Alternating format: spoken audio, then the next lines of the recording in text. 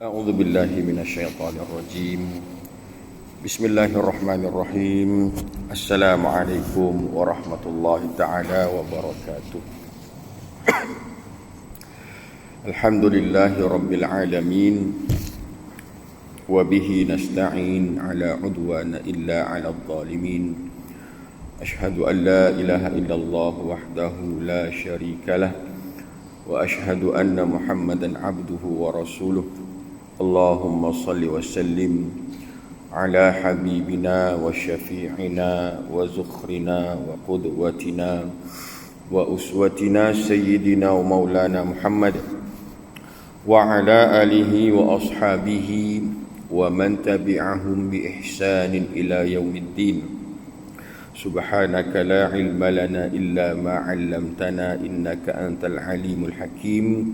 ولا حول ولا قوة إلا بالله العلي العظيم. أما بعد. Allahumma inna nas'aluka ilman nafi'a. Ya Allah, ya Tuhan kami, kurniakan kepada kami ilmu yang bermanfaat, wa rizqan halalan tayyibah, dan kurniakanlah juga kepada kami rezeki yang baik lagi halal serta mencurah-curah, wa amalan mutaqabbala, dan terimalah segala amalan baik kami, mudah-mudahan melayakkan kami masuk ke dalam syurga-Mu ya Allah. Amin ya rabbal alamin. Ayah-ayah, ibu-ibu, tuan-tuan dan puan-puan, hadirin dan hadirat yang dirahmati Allah sekalian. Pertama-tamanya syukur kehadrat Allah Subhanahu wa taala kerana setelah sekian lama kita tidak bersua wajah ataupun tidak bertemu. Saya ingat lebih 6 bulan ada kot. Lah kali rasanya bulan 10 tahun lepas, bulan 10, bulan 11 gitulah. Dalam mana nak mencari sedikit bekalan akhirat, dalam mana nak mencari, nak membersihkan hati dengan nak merungkai ilmu-ilmu Islam, ilmu-ilmu Allah Ta'ala ini, yang mana kita sedang menuju dalam perjalanan nak menghadap dengan Allah Subhanahu wa Ta'ala, yang mana kita sekarang berada di dunia lah.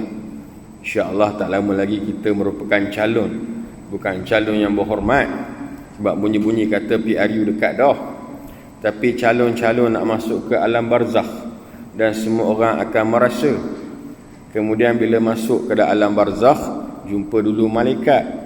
Lepas jumpa malaikat pula, ditiup sangkakala kali kedua, akanlah masing-masing menghadap Allah Subhanahu wa taala pada yaumal mahsyar nanti. Jadi semua orang akan jadi calon.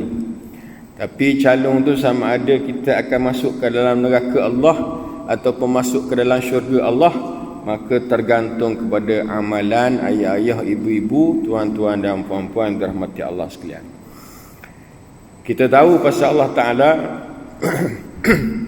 kita tahu pasal malaikat di dalam alam barzakh besok. Tetapi sementara kita hidup di dunia, di dalam perjalanan kita hari ini sehingga kita mati besok lusa, kita sedang digoda oleh macam-macam perkara, dengan hawa nafsunya, dengan godaan sana, godaan sini dan sebagainya, dengan jawatan yang ada, dengan rezeki yang melimpah ruah. Kalau orang tu nelayan boleh banyak ikan, dengan buah yang banyak, contoh datang buah timun Cina ke timun batang ke apa dengan harga mahal. Semua tu ujian oleh Allah Subhanahu wa taala, sama ada kita keluar zakat ke tidak, kita bayar fitrah ke tidak dan sebagainya. Tapi sebelum itu saya nak tanya ayah-ayah, ibu-ibu, hari ini 24 hari bulan Mac 2021 bersamaan dengan berapa Syakban ini? Tok Iman, ujian yang pertama dah ada tulis di belakang 29 10 ke 29 Ramadan, esok raya ke mana? Hari ni 10 Syakban. Alhamdulillah, orang yang bakok memang hebat lagi. Alhamdulillah. Sebelah pula, tukar pula. Sudah. Jadi orang yang bakok ni kelak-keluk gitu. Tapi 24 Mac ingat tak? Kalender tu ingat, tapi kalender Qamariyah ataupun kalender Hijriyah tak tahu, melainkan tengok di belakang. Dah tak?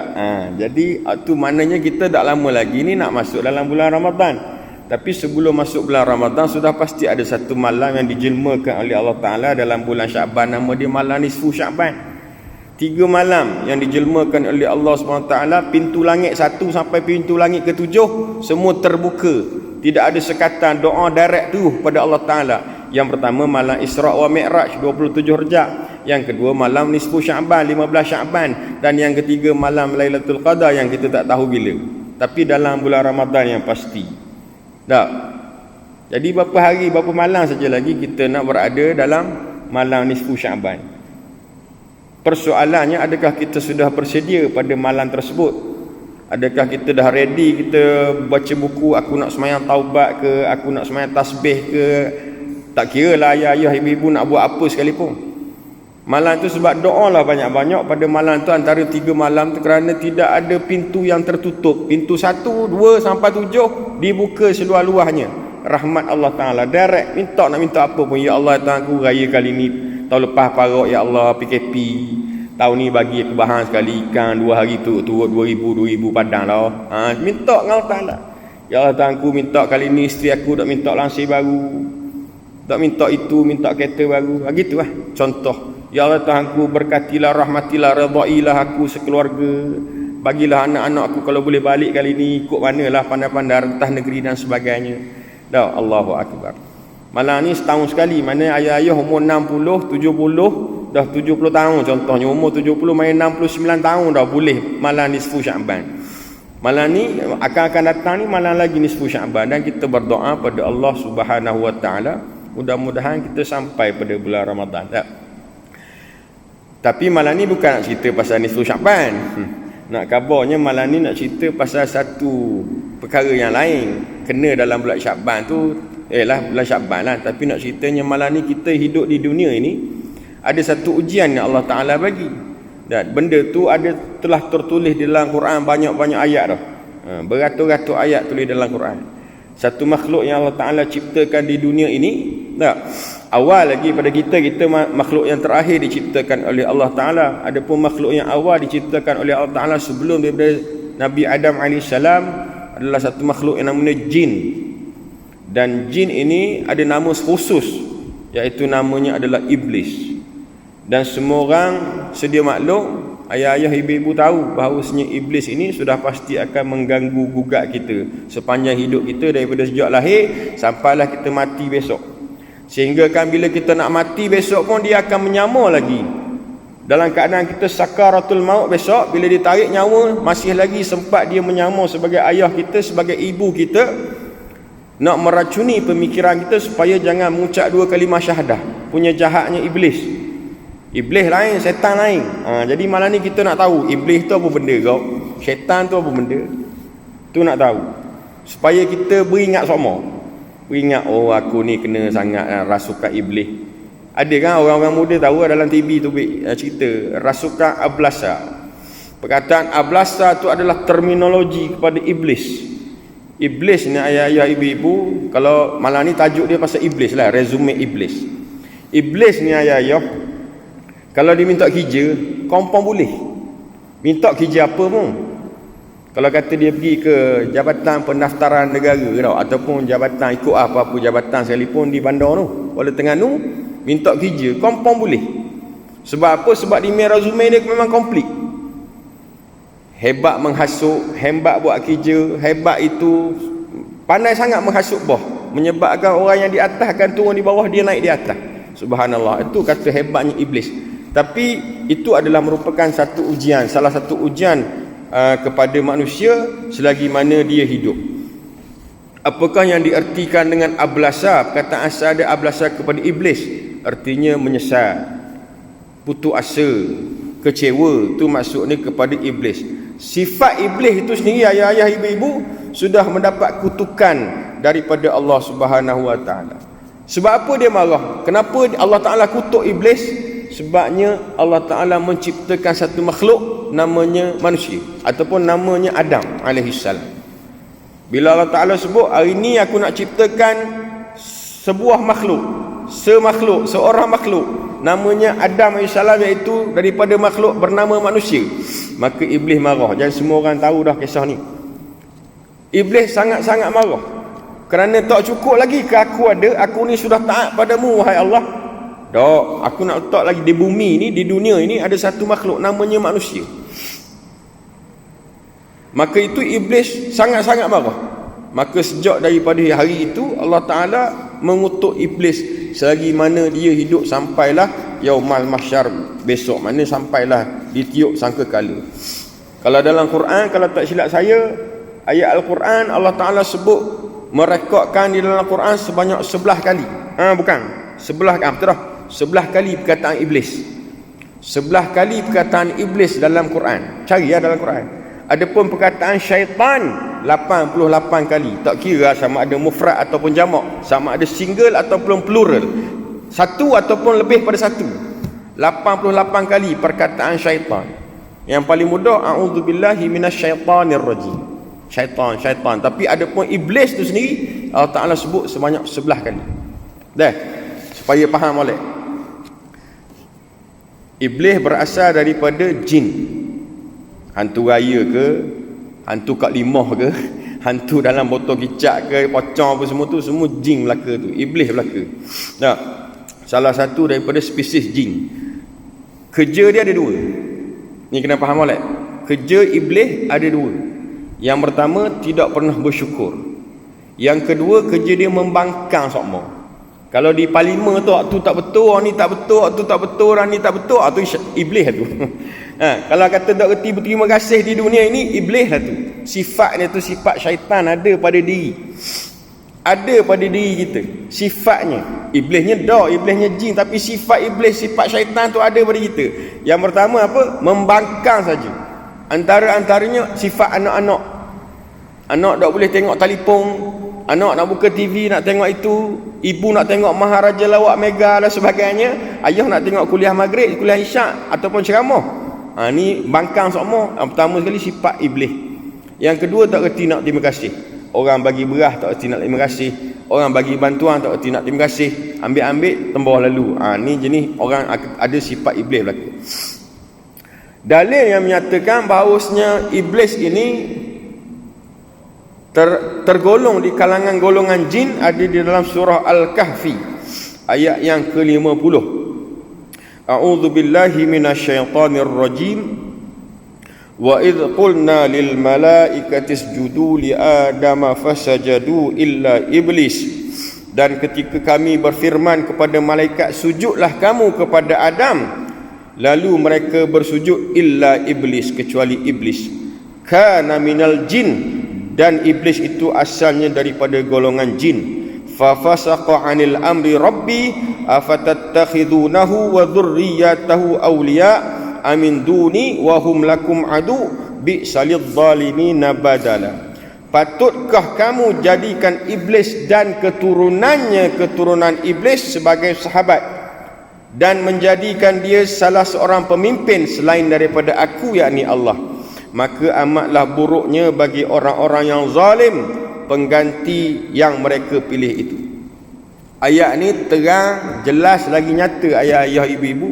Yang pertama sekali, kana minal jin, iblis ini ataupun syaitan ini adalah golongan jin, nombor satu. Yang kedua, dia kabur kat sini, patutkah kamu jadikan iblis itu dan keturunan iblis. Maknanya iblis ini ada keturunan. Mana dia beranak pinak, dia ada jantan, dia ada betina, dia ada anak dan sebagainya. Sekali lagi saya cerita, dia beranak di mana? Iblis ni pun ada tempat beranak. Bukan beranak dalam sejik suka-suka hati, tapi iblis ni masuk juga dalam sejik. Cuma dia tembak lari bila orang azan je lalu. Dia lari jauh. Tapi dia lalu juga dalam masjid. Antara-antaranya. Sebab tu ulama-ulama dalam kitab besar dia kata, sebelum kamu angkat takbir bagi orang yang was-was, dia suruh baca surah An-Nas. Minal jinnati wan nas, daripada bisikan jin dan manusia. Manusia ni pun ada di kalangan perangai macam jin yang macam iblis. Kena faham boleh? Sebab tu bukan suka-suka dalam kitab-kitab lama sebut. Maknanya ada dalil. Minal jinnati wan nas. Bisikan tu, was-was tu datangnya daripada jin dan manusia. Mana jin yang macam mana yang mengganggu kita dalam solat nak angkat takbir tu? Jin yang macam iblis ni lah. Syaitan ni lah. Tu kena faham boleh? Baik, iblis ada keturunan. Kita unsing, kita risau, kita khawatir, kita termasuk dalam golongan dia ataupun keturunan dia? Adakah kita masuk dalam keturunan dia? Itu persoalan yang harus kita tanya. Adakah isteri kita, adakah suami kita, adakah anak-anak kita masuk di kalangan keturunan dia? Sebab ada dalam Quran disebut dah. Patutkah kamu menjadikan iblis ini keturunan dan keturunannya? Maknanya ada keturunan. Tak? Mana tahu kok perangai kita tu ada marah tak tentu arah. Bila marah tak pasal-pasal jadi marah terlajak, maki hamun tak tentu arah, jadi marilah sifat iblis, sifat syaitan tu. Keturunan sifat dia tu ada turun ke kita. Ini masalah. Iblis. Yang kedua, semua orang tahu syaitan. Tak, orang yang sama, benda yang sama, tapi nama berbeza. Syaitan perkataan asal daripada syutun. Ini bahasa Arab, terminologi bahasa Arab. Syutun artinya jauh. Apa maksud jauh? Jauh daripada rahmat Allah, jauh daripada perlindungan Allah, jauh daripada redha Allah, segala-galanya jauh. Maka jin itu adalah makhluk, dan salah satu makhluk tu namanya iblis, dan sifat kepada iblis tu namanya syaitan. Mu mana gagamok mu ni, orang mari bantuan mu tembok lagi, ambil tembok lagi, perangai macam setan ni. Nampak orang tua-tua ke apa? Ada sebab orang tua-tua kan begitu. Mana perangai macam iblis dah. Tu lagi ganas, lagi parok gitu. Tahu?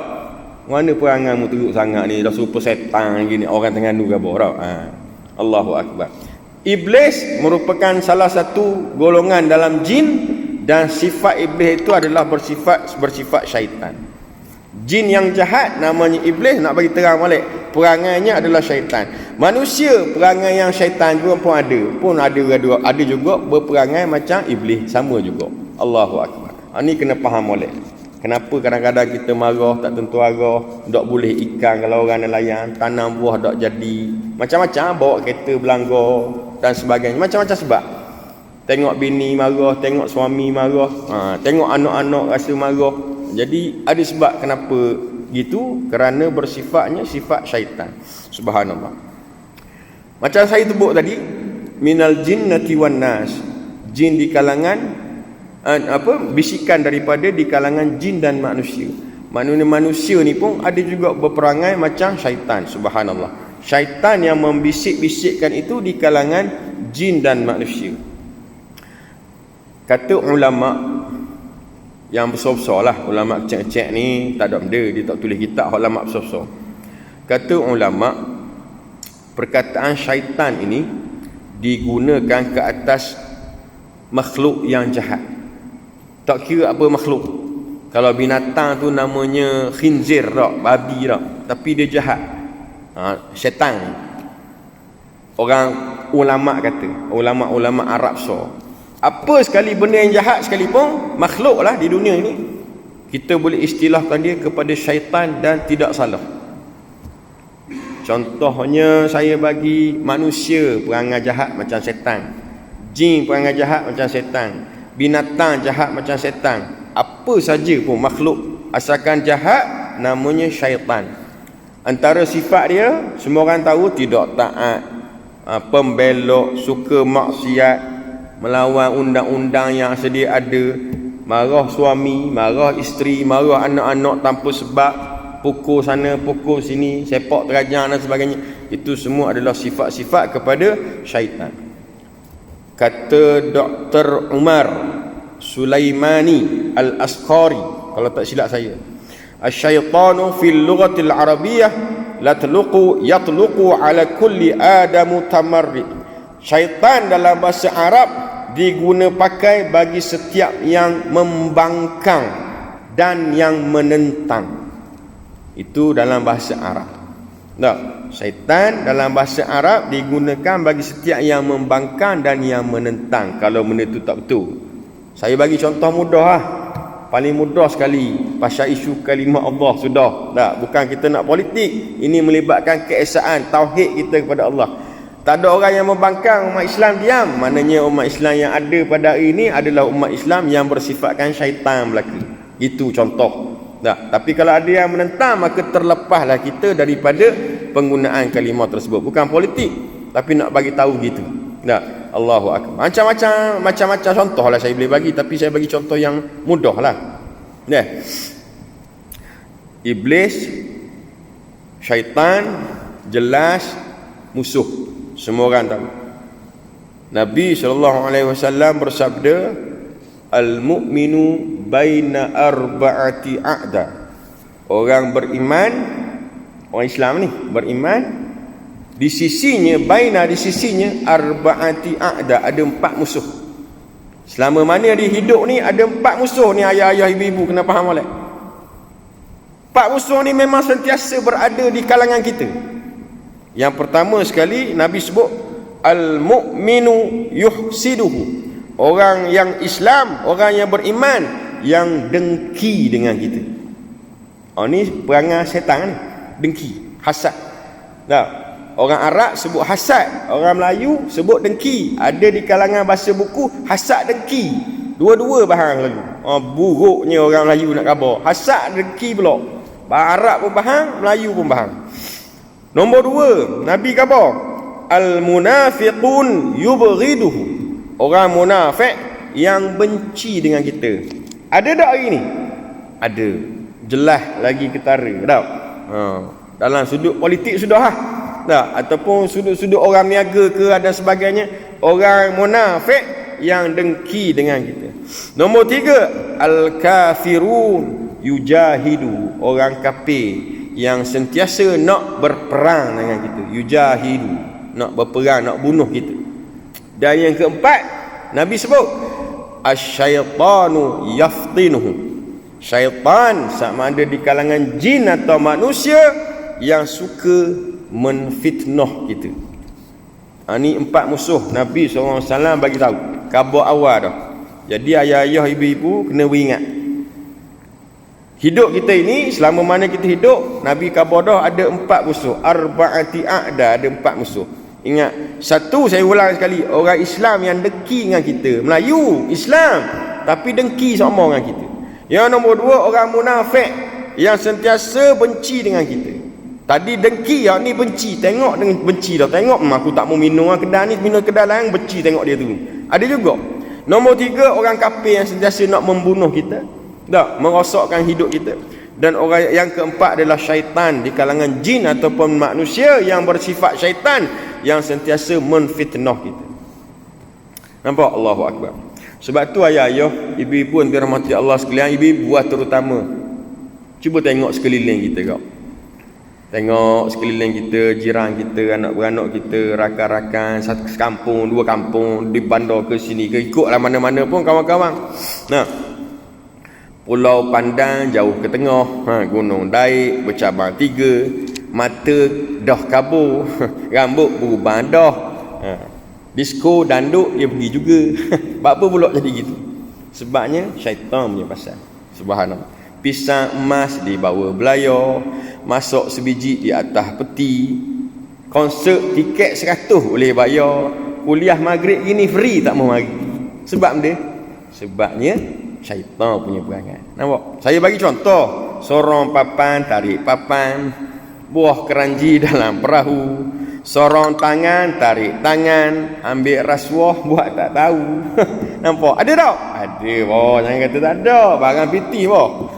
Minta maaf, kena atau hidung, minta maaf. Tapi ambil khabar ni dari segi hukum syarak. Ni dia, Nabi khabar. Kesimpulan dia, apa jadi gitu? Kenapa jadi begitu? Padahal kita ni manusia makhluk yang dijadikan daripada keturunan Adam AS. Tapi apa pula ada sifat-sifat syaitan, sifat iblis gitu? Belum cerita lagi bab perpaduan. Nak cerita bab politik kau panjang. Jadi tak mau cerita bab tu.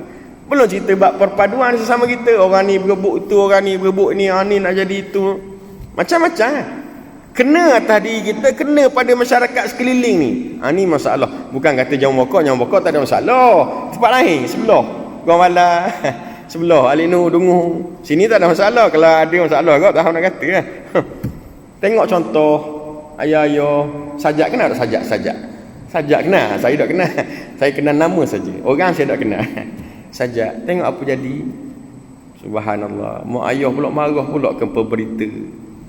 Rakam ni ikut nak kata apa pun marah-marah.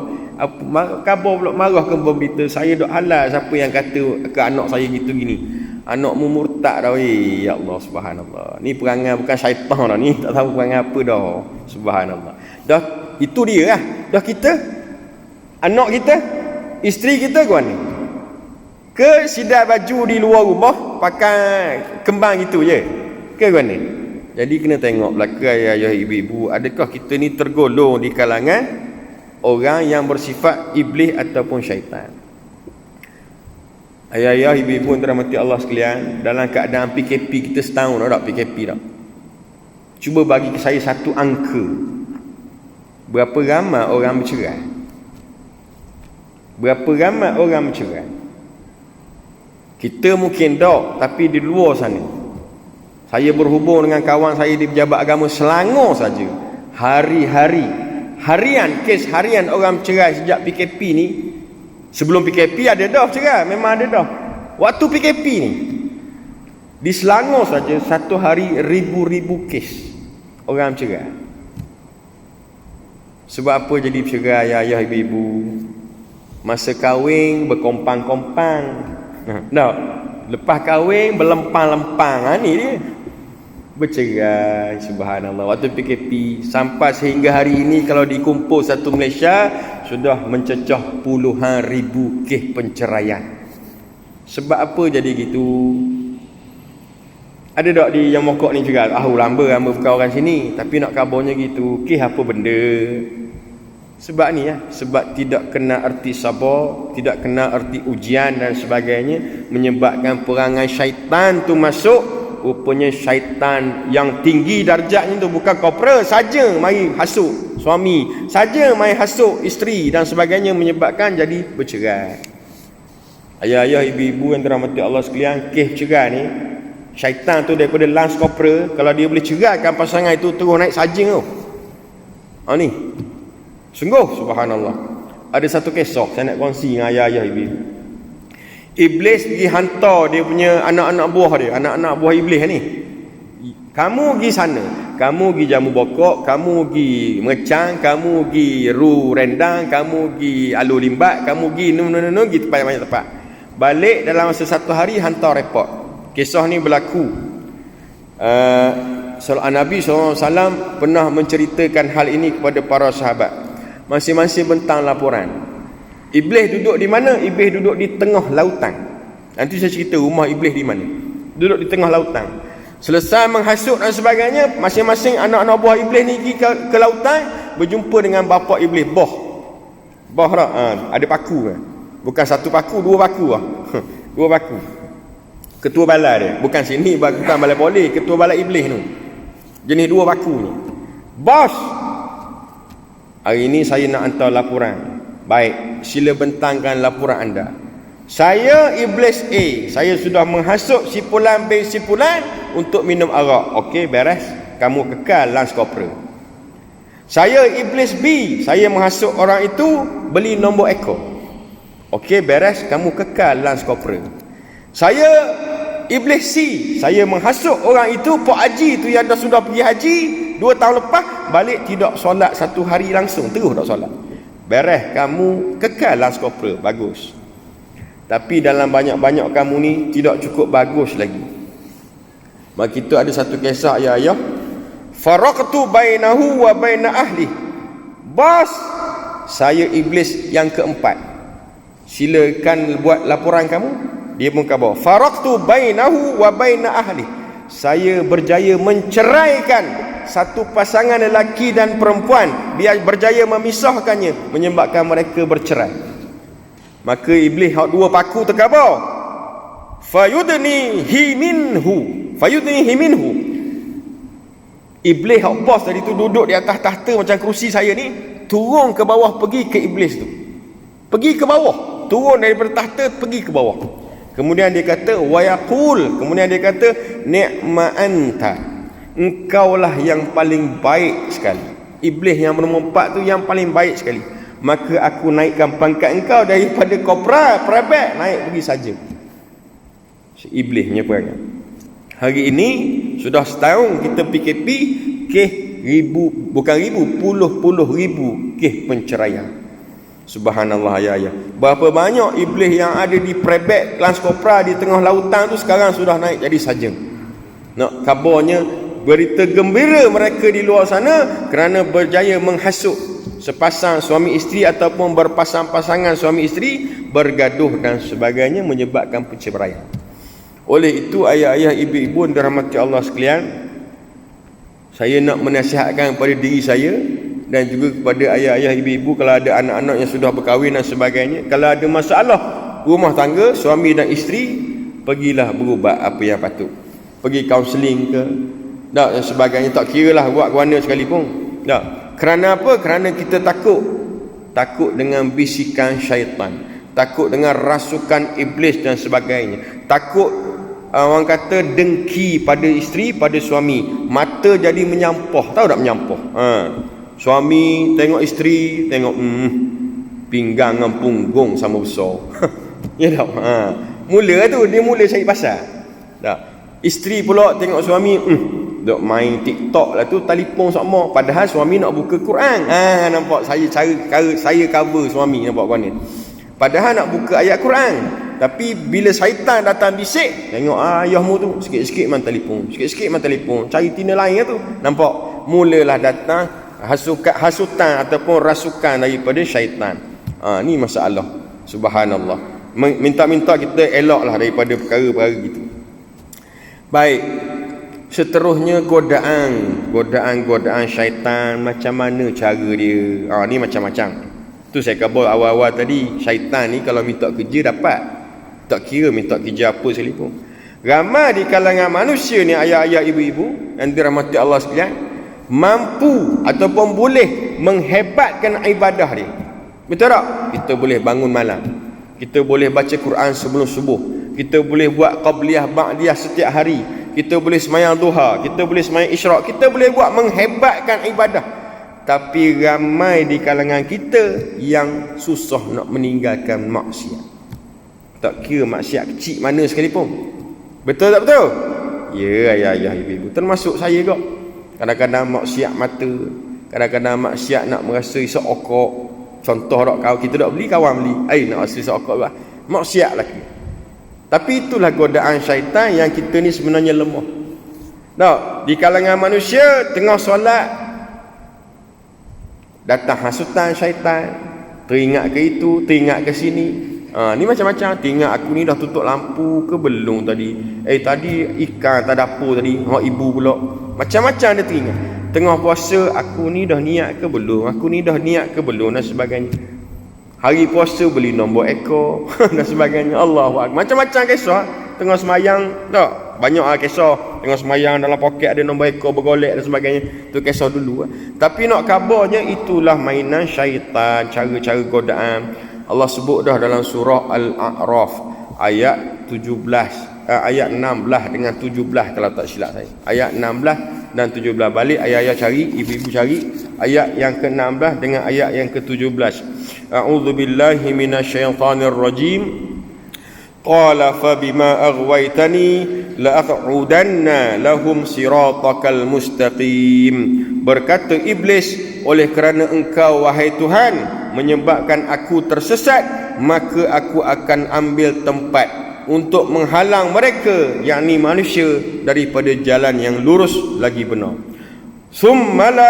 Thummala atiyannahum min baini aydihim wa min khalfihim wa an aymanihim wa an syama'ilihim wa la tajida aksaruhum syakirin. Akan aku datangi mereka, yakni manusia, dari depan, dari belakang, dari kanan, dari kiri, dan engkau tak akan dapati kebanyakan daripada mereka, yakni manusia, syakirin, bersyukur.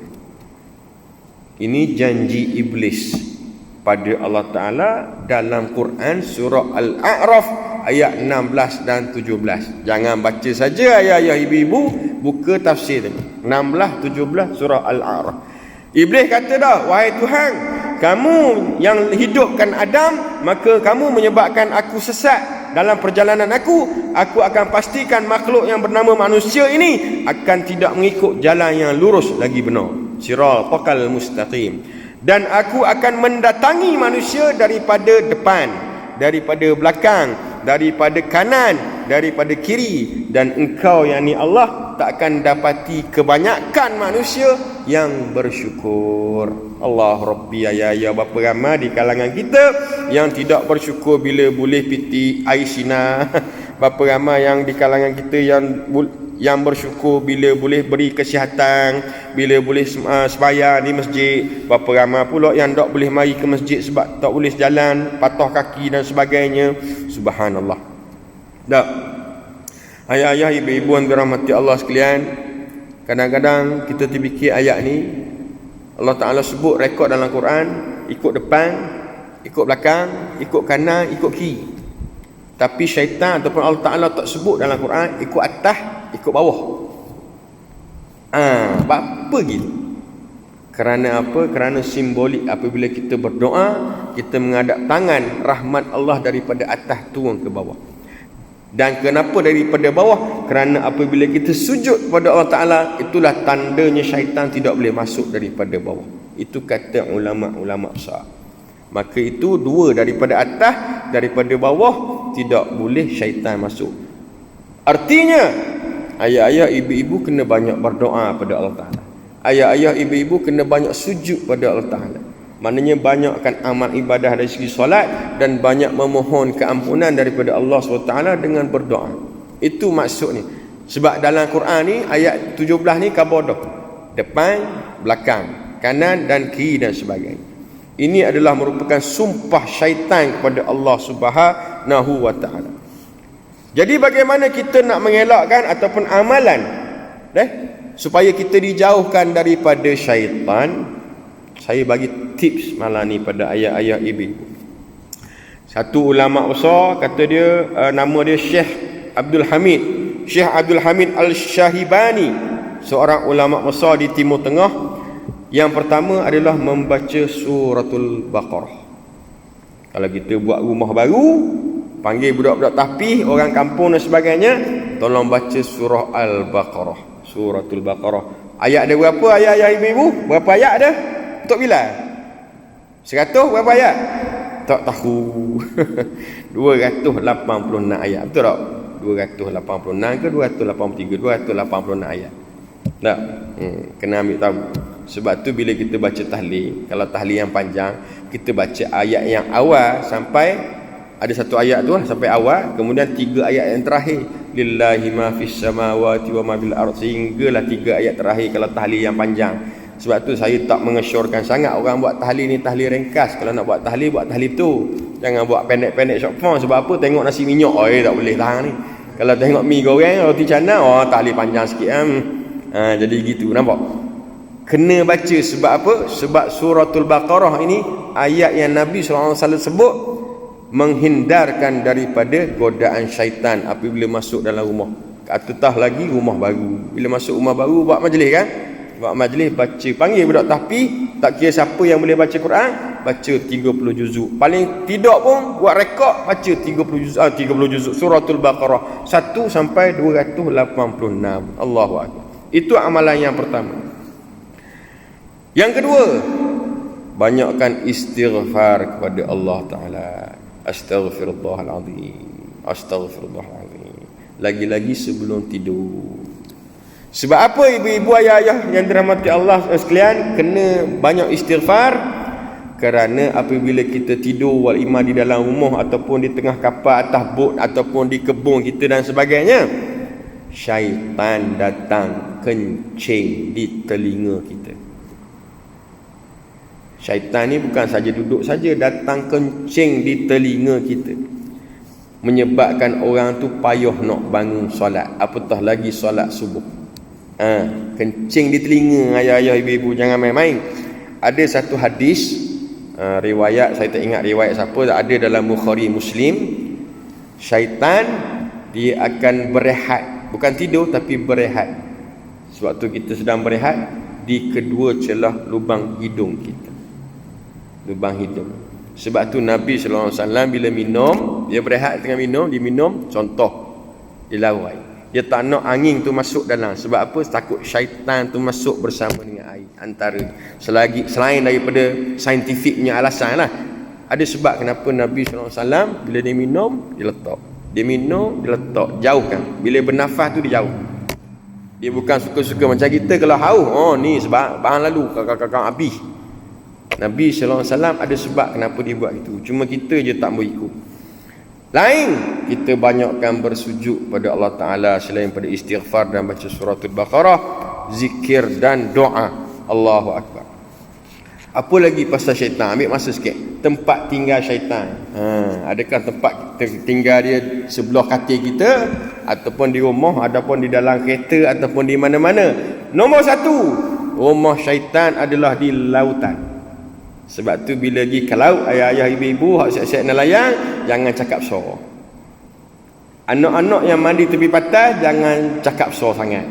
Tak apa, hamba biasa dah berenang. Laut tu kena gelora besar, ombak 3 meter, tak ada masalah. Cakaplah besar. Jangan. Kerana apa? Kerana di tengah lautan itu adalah rumah iblis, rumah-rumah syaitan. Banyak rumah iblis di tengah lautan. Satu. Yang kedua, rumah iblis di mana ayah-ayah, ibu-ibu? Di dalam tandas. Tak kira tandas masjid, tandas rumah dan sebagainya, tak kira kan? Tak. Ada satu kisah dulu saja kongsi ya. Saya pergi penaziran, tak penaziran, orang jawatan kuasa masjid tahu lah, pengurusi masjid. Kita mari kita nak melihat struktur organisasi masjid. Dari segi pengurusan, dari segi wang keluar masuk, dari segi itu sini kita panggil penaziran masjid-masjid. Di satu negeri, bukan Terengganu, tempat lain ya. Gigi tengok file comel, gaji bayar, kutipan Jumaat banyak ni sekian, semua ada. Tak, untuk muslimin banyak ni, untuk muslimat banyak ni, kuliah banyak ni, bayar dan sebagainya. Semua komplit. Gaji semua siap, tak ada masalah. Kemudian dia alik tandas, subhanallah, pintu pecah. Tangki pecah. Paip bocor. Nak flush tu putus dah. Tempat kita nak buang air tu pun pecah. Meleleh-leleh air dan sebagainya. Maka pergi depan, panggil pengurusi masjid. Boh, sini kejap bah. Masjid comel, kapet warna biru dah. Kipas helikopter comel, lampu kelok-kelak memang comel. Bukan masjid yang mokok tempat lain. Apa tandah gitu bah? Apa tandah gitu? Teruk sangat tu. Dijawab mana? Ustaz, saya ni diamanahkan untuk jaga rumah Allah. Yang tu rumah syaitan. Dia kata yang tu rumah syaitan. Lakak sungguh dia kata. Itu rumah syaitan, saya tidak bertanggungjawab tu. Ini rumah Allah, saya jaga. Kapek kena comel dan ikut syaitan kan orang ni. Oh sakit kata. Subhanallah. Jangan, itu tanggungjawab masjid kau. Jangan buat gitu. Nak bagi tahunya, walaupun tu rumah syaitan, tapi tanggungjawab kita nak menggunakan tempat tu. Sebelum kita nak masuk masjid, kita nak menyucikan diri. Sudah pasti kita masuk dalam tandas. Jadi agak-agak lah kalau nak biarkan tandas pun, jangan sampai gitu. Allah lecah sekali. Jadi jawapan itu saya memang boleh terpaksa terima. Tapi lepas tu nasihat lah, tolonglah baiki tandas tu. PT bukan tak ada. Satu, lautan. Dua, tandas. Rumah ke tandas masjid, ikut mana-mana asalkan nama tandas. Yang ketiga, ladang unta. Di Mekah. Hadis-hadis Nabi SAW yang hasan lagi sahih melarang sahabat-sahabat Nabi semayanglah kamu di mana-mana tempat kecuali beberapa tempat, antara salah satunya adalah ladang unta, stable, tempat kita simpan unta. Kerana ada di celah-celah unta adalah iblis dan syaitan. Itu hadis Nabi hasan lagi sahih. Dan yang keempat, tempat tinggal syaitan ataupun iblis adalah perkuburan, kubur. Maknanya kalau budak-budak kecil pergi kubur takut tu, memang patut dia takut pun. Jangan kata budak kecil, orang tua pun kalau seorang-seorang duduk kubur, tembal lagi bah. Jangan kata orang tua. Saya dulu ngaji pondok, orang meninggal dunia, jadi nak minta tolong orang pondok, tolong ngaji 7 hari 7 malam ngaji di atas kubur. Kita pun gilah memberanikan diri. Ini kali pertama nak pergi, baru 6 bulan masuk. Boleh ngaji atas kubur. Ya, duduk ngaji atas kubur 2 orang semalam, esok 2 orang, malam 2 orang, gila-gila. Tak. Seorang tidur. Okey, mu pukul 12 sampai pukul 3. Aku pukul 3 sampai subuh. Beres. Baca kelongkang, baca ayat itu, baru sudah juzuk kedua, juzuk ketiga bunyi. Kelekang. Tak cakap banyak apa. Aku balik dulu tembok. Tinggal dia seorang. Tahu ikut jadi hidup ke mati tahu. Lepas tu mari pula geng 3-4 orang. Takut apa? Sebab apa? Sebab salah satu rumah syaitan, rumah iblis adalah di kubur. Memang dia akan mengganggu, menghasut. Kadang-kadang perasaan, tapi sebenarnya memang ada dalam hadis-hadis Nabi, ada berdasarkan kitab-kitab ulama yang besar, rumah syaitan, iblis, salah satunya adalah tempat perkuburan. Subhanallah. Sebab tu kena baca doa sokmo, Allahu Akbar, mengelakkan daripada godaan-godaan syaitan. Lain, yang kelima, rumah kosong. Rumah yang telah ditinggalkan sekian lama, rumah kosong, tak ada penghuni lama. Itu maknanya adalah syaitan yang menjadi penghuni kepada rumah tersebut. Itu kena jaga molek. Tak? Allahu Akbar. Kadang-kadang kita tak sedar, ya ayah ibu-ibu, dalam diam-diam kita bersama dengan syaitan dan sebagainya. Allahumma salli ala sayyidina Muhammad. Kadang-kadang kita tak sedar bahawasanya kita ni berperangai seperti syaitan. Kadang-kadang kita termarah anak, termarah orang itu, termarah orang ini dan sebagainya. Kadang-kadang benda kecil je. Kadang-kadang sekarang ni lah, bukan nak kata sekarang ni sebab politiknya pasal pun kita marah. Politik tak kira lah apa benda, warna apa sekalipun, tapi sebabkan perbezaan pandangan, ideologi, prinsip menyebabkan kita marah. Syaitan sudah hasut lagi bawah. Ni masalah. Sedangkan kita lupa sebenarnya tujuan kita hidup di dunia ni. Tak salah berpolitik, tak salah berekonomi, tak salah mencari rezeki, tapi jangan sampai menyebabkan kita bergaduh sesama kita. Ni masalah. Allahu Akbar. Ya ayyuhan nas, wahai manusia. Nabi SAW, ni Nabi sebut ni pada khutbah terakhir Nabi. Semua orang tahu ni, ada kan ayat-ayat tu. Khutbah terakhir Nabi, dalam khutbah Nabi sebut pasal godaan syaitan ni. Ya ayyuhan nas, padang Arafah. Saya tak ingat tarikh dia, 13 Zulhijjah ke berapa, saya tak ingat. Padang Arafah, lembah Uranah, padang Arafah. Ya ayyuhan nas, wahai manusia, inna syaitana qad ya'isa au ayyukbada fi ardikum hazihi. Hari ini wahai manusia, aku isytiharkan syaitan telah kecewa, syaitan telah frust, syaitan telah putus asa di bumi kamu hari ini. Allahu Akbar. Waktu tu di tanah haram lah Nabi sebut tu, di padang Arafah, di tanah haram ni, Mekah dengan Madinah. Nabi sebut tu, walakinnahu qad radiya ayyuta'a fi ma shiwa zalika mimma tuhrikuna min a'malikum. Tetapi ingat wahai manusia, syaitan dan iblis akan bangga kalau kalian semua mentaatinya selain daripada menyembah Allah. Selain daripada menyembah Allah, kamu mentaati syaitan, syaitan dan iblis akan bangga.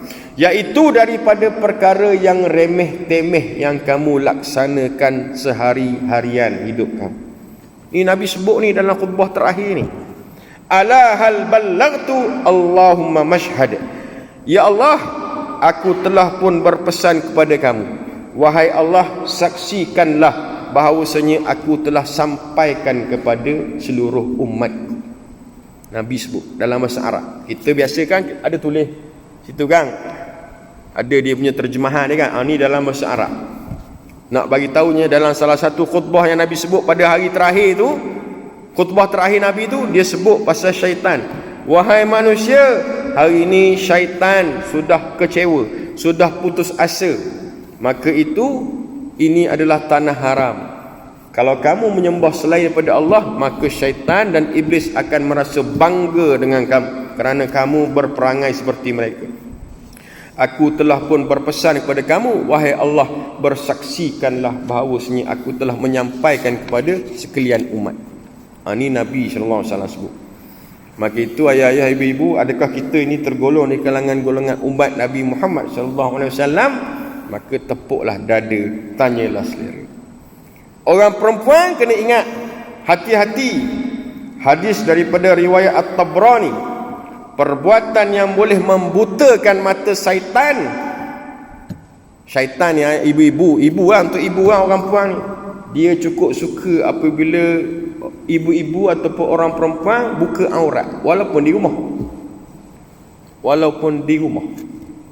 Walaupun kita dengan suami kita boleh buka telanjang dan sebagainya, telanjang bulat orang kata beres, tapi syaitan suka dan dia menghasutkan lagi. Maka itu hadis riwayat At-Tabrani, perbuatan yang boleh membutakan mata syaitan ketika membuka aurat, bila nak buka pakaian tu, nak buka kain kana, nak buka telekung dan sebagainya, bacalah a'udzubillahi minasyaitonirrajim, bismillahirrahmanirrahim. Lagi-lagi telekung hok mahal-mahal tu. Ya Allahu akbar. Kain kana dak. Kain kana. Ya dak, kain kana orang sini panggil dak. Laki pun sama juga. Antara yang selalu lelaki ni syaitan masuk dalam badan, tak kira lah muda, tua dan sebagainya, apabila nak tidur ataupun menguap. Menguap. Ngantuk. Tiap kali kita menguap, sekiranya tidak tutup mulut satu, sekiranya berbunyi apabila menguap dua, maka syaitan akan datang di depan muka kita dan akan gelak. Syaitan mari. Syaitan akan mari depan muka. Yang pertama, tidak tutup mulut dengan tangan. Yang kedua, buat bunyi. Contoh, syaitan datang depan muka. 5 saya bagi contoh. Jadi Nabi SAW ajar mana bila menguap ya Rasulullah, mana nak buat. Ada 2 cara. Yang pertama, ambil tangan kanan, gunakan telapak tangan kanan, tutup. Ada dalam kitab Syamail Muhammadiyah. Tutup. Jangan buat bunyi lah. Buat gini, syaitan mari kau. Dia lagi parah ni, tutup pun bunyi kau orang tanda ni. Yang kedua, Nabi ajar ambil tangan kiri, punggung tangan kiri, telapak, tutup. Cara nak menguat. Kita tengah main haji, nak azan asar. Tu kebanyakan orang. Tapi bukan yang wakak tutup belaka, tak ada masalah. Subhanallah. Allahu Akbar. Tu cara Nabi SAW mengajar kita. Ingat molek. Maka itu ayah-ayah, ibu-ibu, mohon perlindungan daripada Allah Subhanahu Wa Taala. Apatah lagi apabila kita nak solat menghadap Allah Taala, daripada was-was. Mohon perlindungan daripada Allah Taala. Mudah-mudahan kita dijauhkan daripada godaan syaitan yang direjam dan sebagainya. Mudah-mudahan kita selamat dunia dan akhirat daripada godaan syaitan. Saya cerita dah dulu pasal orang nak mati ni. Mati besok sakaratul maut, dia akan menyamar seperti malaikat, seperti ayah. Syaitan akan datang, wahai anakku, aku ni ayah engkau, jangan mati seperti orang lain, mati seperti aku, jangan mengucap 2 kalimah syahadah. Itu waktu sakaratul maut. Syaitan datang. Kemudian dok makan lagi, mari pula lagi sebelah. Wahai anakku, aku ni ibumu, ini dia dada yang menyusukan engkau. Jangan engkau mati seperti orang lain, matilah seperti ibu. Ibu tidak mengucap 2 kalimah syahadah. Nampak? Itu syaitan je perangai. Sebab apa? Sebab syaitan sudah berjanji dengan Allah Ta'ala bahawasanya aku kok mana sekalipun, selagi dia tak tarik roh daripada jasadnya, ikut depan, ikut belakang, ikut kanan, ikut kiri, aku akan pastikan dia, orang kata, mati dalam keadaan bukan Islam. Senang kata gitu lah. Aku akan pastikan dia sesat, tidak berada di jalan yang lurus lagi benar. Harap-harap faham, jaga molek. Kita nak masuk nisfu Sya'ban, kita nak masuk Ramadan. Mudah-mudahan kita dijauhkan daripada godaan syaitan. Mudah-mudahan kita terpelihara daripada perkara-perkara yang mazmumah. Dan mudah-mudahan kita sentiasa menuruti segala perintah Allah Subhanahu Wa Taala. Yang baik tu datang daripada Allah, yang kurang tu kelemahan saya sebagai makhluk yang dhaif lagi hina. Aqulu qawli hadza wa astaghfirullahal azim li wa lakum. Assalamualaikum warahmatullahi taala wabarakatuh.